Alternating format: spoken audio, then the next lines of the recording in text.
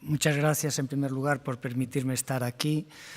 Mis felicitaciones a la Euskaltzaindia por este centenario que celebramos este año, una institución que ha sabido echar luz sobre el uso correcto de la lengua durante tantos años y, sobre todo, que ha sabido defender el estatus social y la promoción del euskera, ¿no? Yo me voy a referir fundamentalmente al proceso de elaboración de las normas ortográficas y morfológicas de la lengua gallega. Dejaré, por tanto, aparte, por cuestiones de tiempo, todo el proceso de estandarización del léxico, todo el proceso de modernización del léxico, con las implicaciones en la terminología y, por supuesto, también el proceso de las propuestas de normas ortoépicas o ortofónicas de la lengua gallega, que son también realmente importantes. Realmente, en el proceso, en la historia de la elaboración de las normas ortográficas y morfológicas de la lengua gallega, debemos distinguir dos grandes grupos de propuestas. En primer lugar, una vía autonomista que considera que el gallego es una lengua autónoma, diferente de todas las demás lenguas, y otra lengua que voy a llamar, otra visión que voy a llamar reintegracionista, que considera que el gallego es una variante del portugués y que, por lo tanto, la variante culta del gallego debe ser el portugués moderno. Bajo estas visiones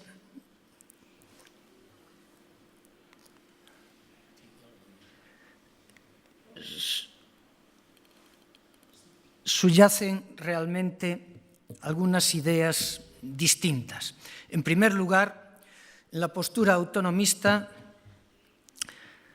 hay que destacar la idea de que hoy la lengua gallega es considerada como una lengua independiente, y no solo por razones lingüísticas, porque considerar lengua o dialecto desde el punto de vista lingüístico es siempre bastante discutible.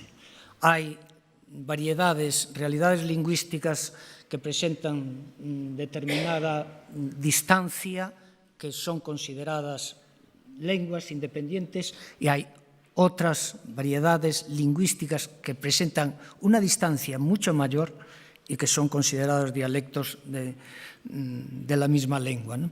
Por lo tanto, hay también otras razones de tipo sociológico y de tipo psicológico que llevan a la consideración de una lengua o de un dialecto.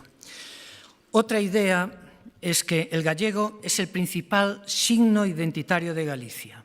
El sentimiento nacional de Galicia se basa esencialmente en la conciencia de poseer una lengua diferenciada. Es algo de lo que ha hablado hace pocos minutos Joan Martí.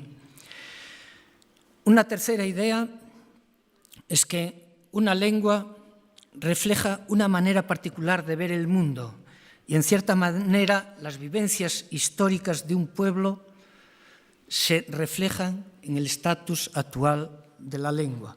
Y, en este sentido, los autonomistas consideran que la visión del mundo del gallego actual está mucho más próxima, por ejemplo, a las lenguas del norte, al asturiano, al asturleonés, que a la mayor parte del territorio portugués. El gallego no es, además, una lengua que estemos inventando actualmente. No dejó nunca de hablarse y fue conservado fundamentalmente por el pueblo, que lo transmitió oralmente sin solución de continuidad. Por lo tanto, no tenemos nada que inventar. Lo que tenemos es que codificar la lengua. Otra idea es que el código estándar del gallego, en consecuencia con todo lo anterior, debe tener como base necesariamente el gallego moderno, y hay que esforzarse, por tanto, en construir un modelo supradialectal con el que se identifique toda la comunidad.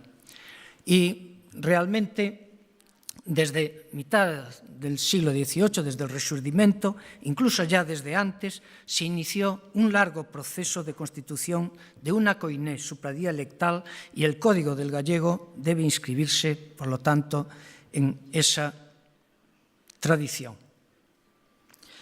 ¿Qué ideas subyacen en la postura reintegracionista? Pues, en primer lugar, que el gallego es una variante lingüística rural que difícilmente se puede constituir en lengua capaz de expresar la cultura moderna. En segundo lugar, consideran que si Galicia no se hubiese separado de Portugal, pasando a formar parte del Estado español, hoy el gallego estaría integrado en el portugués. Y que, por lo tanto, es lógico adoptar el portugués como variedad estándar, al menos para las relaciones de tipo formal, aunque en las relaciones familiares se pueda utilizar el gallego.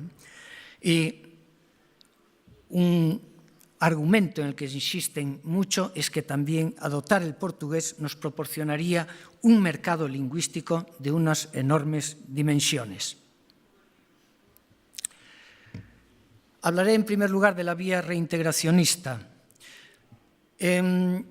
A veces se ha opuesto reintegracionismo al lusismo, y esto en parte está justificado y en parte no. ¿Por qué? Porque bajo la etiqueta de reintegracionismo en realidad ha habido dos visiones bastante distanciadas entre sí. Lo que se llamaba el reintegracionismo de mínimos, que únicamente adoptaba algunas soluciones lingüísticas del portugués, y el reintegracionismo de máximos, que en realidad no se distingue para nada del lusismo. ¿Por qué? Porque tanto el lusismo como el reintegracionismo de máximos tienen como desembocadura final la disolución, digamos, de la norma culta en el portugués.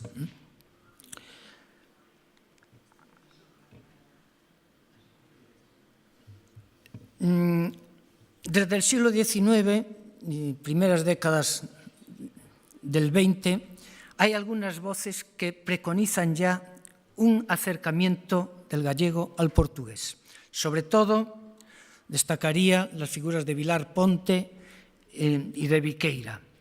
Pero se trata siempre de una postura retórica que se utiliza más para enfrentarse al castellano que de una postura que haya tenido consecuencias prácticas en la manera de hablar o en la manera de escribir la lengua. Tanto Vilar Ponte como Viqueira no se distinguían en nada en la lengua que utilizaban de los que no defendían esta postura. El primero que formuló de una manera más clara la postura reintegracionista fue Rodríguez Lapa en el año 1973 con un artículo que tuvo mucha repercusión que se titulaba A recuperación literaria do galego. Este artículo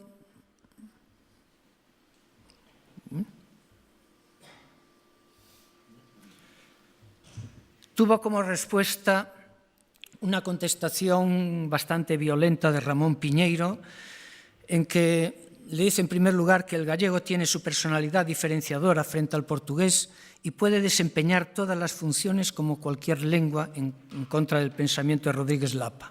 Textualmente dice, evidentemente en gallego, de una lengua que cuenta con Rosalía, Pondal, Curros, Cabanillas, Manuel Antonio, Castelao, Risco, Otero Pedrallo, Cunqueiro, Fole, Blanco Amor, García Sabel, de una lengua que fue capaz de expresar con fidelidad el pensamiento filosófico de Heidegger, de Spranga, de Leibniz, o la fuerza dramática de Shakespeare, de Eliot, de Anouilh, o la magia poética del Cantar de los Cantares, de la Rubaiyat, de Le Petit Prince, de Saint-Exupéry, no se puede decir que no sea una lengua literaria ni que sea una lengua atada al ruralismo local. El gallego, insiste Piñeiro, es la expresión espiritual de la personalidad colectiva del pueblo gallego y que para ganar la batalla por nuestra identidad tan decisiva, tan radical, no nos sirve el portugués literario actual que nosotros nunca hemos hablado ni hemos escrito. Y que, por lo tanto, los gallegos no estamos dispuestos a renunciar a nuestra lengua y tenemos la firme voluntad de su recuperación social. Recogiendo las ideas de Rodríguez Lapa, los hitos fundamentales en la propuesta lusista reintegracionista la constituyen en el año 1979, una publicación de Montero Santalla con el título Directrices para la reintegración lingüística galego-portuguesa, que es seguida en el año 1982 de una publicación de la Asociación Sociopedagógica Galego-Portuguesa, que era una escisión de la Asociación Sociopedagógica Galega, con una publicación que lleva por título Orientacións para a escrita do noso idioma. E en 1983, la GAL publica un estudo crítico das normas ortográficas e morfolóxicas do idioma galego, que son, digamos, unha contestación a las normas oficiales del año 1982 de la Real Academia Gallega e del Instituto da Lingua Galega. Recientemente se constituyó un grupo que es partidario de la ortografía unificada. Todos saben que dentro del portugués se ha producido un proceso para lograr la unificación ortográfica fundamentalmente entre Brasil y Portugal, a la que se adhirieron prácticamente la mayor parte de los países de lengua portuguesa, y en el año 2008 fue aprobada por la Asamblea Portuguesa la incorporación de esta ortografía dentro del territorio portugués. Pues en el acto de aprobación se presentó un grupo de gallegos, que representaban a Galicia, que manifestando que se sumaban también, en nombre de Galicia, al acuerdo ortográfico de unificación del portugués. Esto exigió una respuesta bastante dura de la Real Academia Gallega, que se dirigió al presidente de la República Portuguesa y al presidente de la Academia de Ciencias de Lisboa, que decía fundamentalmente que tales personas no representan ningún organismo con competencia alguna lingüística ni en Galicia ni en ninguna parte del Estado español, y que la única institución que posee competencias normativas sobre la lengua gallega es la Real Academia Gallega. Aquí se acaba, digamos, la vía autonomista. ¿Qué incidencia tiene en este momento? Perdón, la vía reintegracionista. Realmente mínima. Yo no sé, quizás el 5%, creo que diría demasiado. Los invito a cualquiera de ustedes que entre, por ejemplo, en Facebook o en Twitter, en una red social, y que miren el texto que hay producido en unas normativas y en otras, ¿no? La otra vía es la vía autonomista, y dentro de ella existieron dos posturas. Una que era partidario de una escritura foneticista y otra que sería la que acabó triunfando, la vía autonomista tradicional. La escritura foneticista en realidad defendía las ventajas del principio de la relación biunívoca entre sonido y grafema, ¿no? O sea, a cada sonido corresponde, o a cada fonema corresponde un grafema, cada grafema corresponde un fonema. Quien primero la formuló fue ya en el año 1910 Eugenio Ribalta, en el libro Da Consagración, escrito así. No voy a detenerme mucho.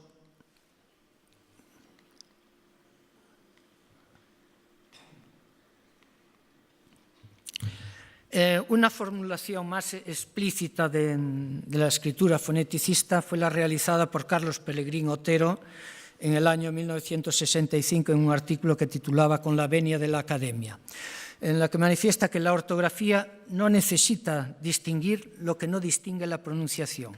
Si los que escuchan entienden, los que leen con una escritura fonética entenderán también. Dice que el gallego está en una situación favorable para adoptar una escritura foneticista porque no tiene todavía una implantación social fuerte de unas normas comúnmente aceptadas.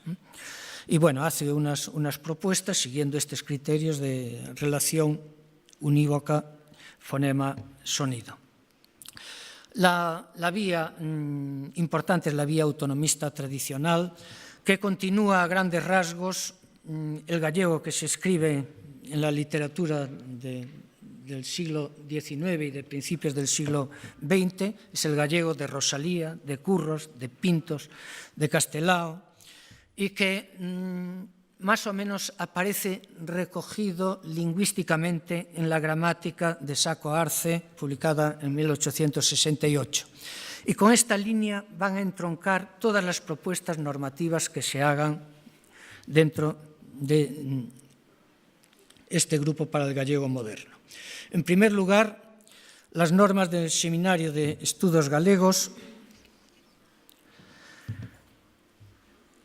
son unas normas propuestas por las Irmandades da Fala y el Seminario de Estudos Galegos que las presentan fundamentalmente como unas normas de uso interno y que realmente no acabaron triunfando por distintas razones, pues en primer lugar porque carecían de apoyo institucional, carecían de una autoridad política que les diera respaldo, aunque tenían autoridad moral, porque en realidad durante las primeras décadas del siglo XX el Seminario de Estudos Galegos sustituyó a la universidad en el progreso de las ciencias y en general en el avance de todos los estudios referidos al gallego, ¿no?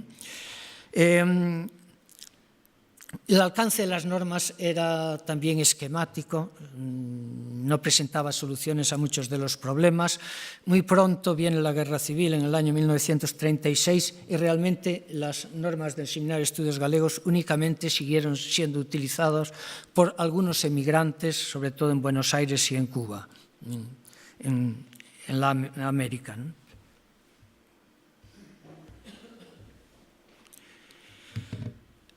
Llegamos al año 1970, que es cuando la Real Academia Gallega publica sus primeras normas. Es el mismo año en que Constantino García planifica la creación del Instituto da Lingua Galega dentro de la Universidad de Santiago, y es el año en que el Seminario de Lingüística Románica de la Universidad empieza a trabajar en un método de gallego, acabará llevando los títulos de Galego I, Galego II y Galego III, y es el año en que se aprueba la Ley Villar-Palasí de Educación, que es una primera rendija que permite el acceso, aunque marginal, del gallego a la enseñanza.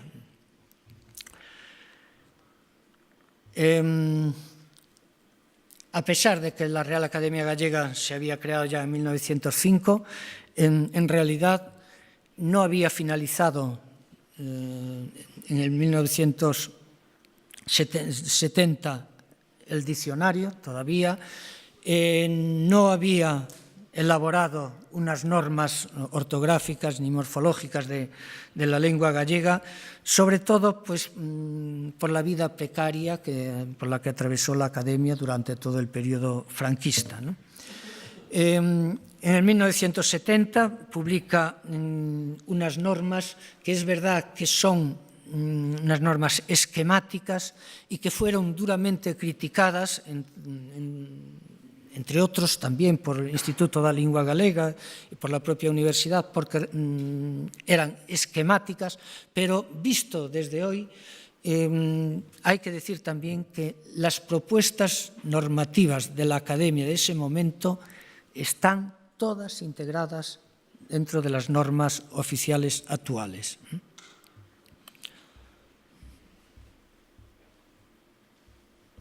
Bueno. Tenemos problemas informáticos.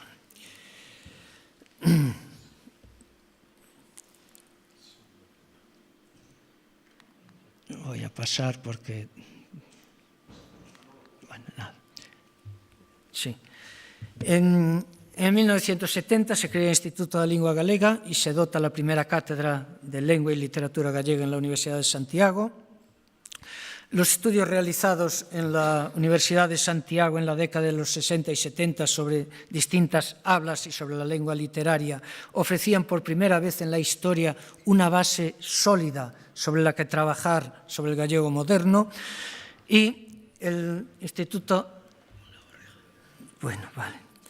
Y el Instituto de la Lingua Galega va a adoptar en el Galego 1, Galego 2 y Galego 3 fundamentalmente las normas de la Academia, pero las va a completar y difiere de la Academia en algunas cuestiones mucho mejor conocidas ahora que de los que las conocían la Academia, pero que estas diferencias fueron percibidas socialmente como una confrontación frente a la Academia. Casi voy a avanzar.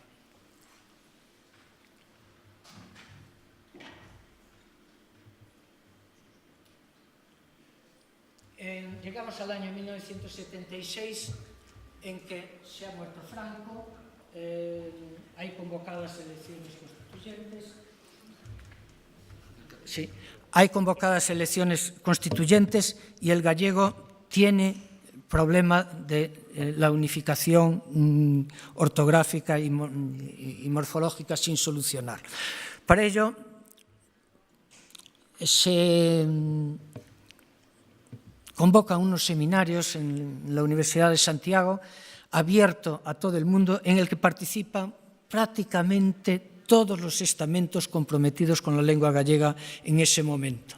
Hay representantes del Instituto de la Lingua Galega, de la Real Academia Gallega, del profesorado de universidad, de escritores, yo no sé, algunos, bueno, aquí tienen algunas de las personas que participaron en estos seminarios. Los seminarios finalizan en junio del 77 y el resultado son las bases para a unificación lingüística do galego. Bueno, por una serie de razones esta propuesta no cuajó. Los que la defendían muy pronto la abandonaron.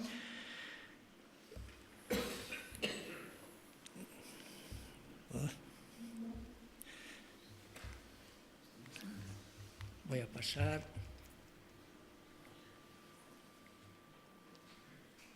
Se llega al año 1982 en que la Academia tiene unas normas, el Instituto de la Lingua Galega tiene otras normas. En los cursos que se dan tanto en la universidad como en los cursos que se imparten a los maestros en los colegios, el modelo que se imparte es el del Instituto de la Lingua Galega, pero la principal editorial, que era la editorial Galaxia, había adoptado las normas de la Academia. Por lo tanto, la literatura que se produce está prácticamente toda siguiendo las normas de la Academia. Era un problema absurdo que había que superar y por eso en el año 1982 se convoca una comisión conjunta del Instituto de la Lingua Galega y de la Academia Gallega para resolver el problema normativo. El pacto se sella en el año, en una sesión conjunta en julio del año 1982 y estas normas van a ser declaradas como oficiales por la Xunta, en primer lugar mediante un decreto, el conocido como Decreto Filgueira, y cuando en el año 1983 se aprueba la Ley de Normalización Lingüística, en que se reconoce a la Academia, digamos, la autoritas y la potestas para dictar la norma del gallego, pasan a considerarse como las normas oficiales. Había, no obstante, una disidencia que provenía precisamente de la Asociación Sociopedagógica Galega, que utilizaba unas normas con algunas pequeñas diferencias, eran los que se calificaban a sí mismos de reintegracionismo de mínimos, pero que tenía una implantación muy fuerte dentro del profesorado de enseñanza media y menos, pero también importante en el profesorado de enseñanza básica. Por eso era importante resolver este problema y en el año 2000 hay una propuesta de la Asociación Sociopedagógica al Instituto de la Lingua Galega para tratar de resolver el problema normativo.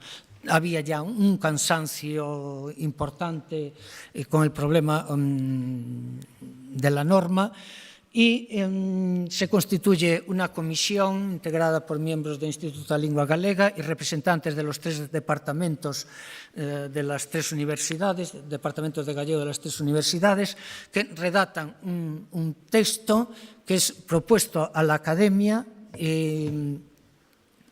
Este texto fue presentado a la academia por 3 académicos que habían participado en las negociaciones, Antón Santamarina, Francisco Fernández Rey y yo mismo.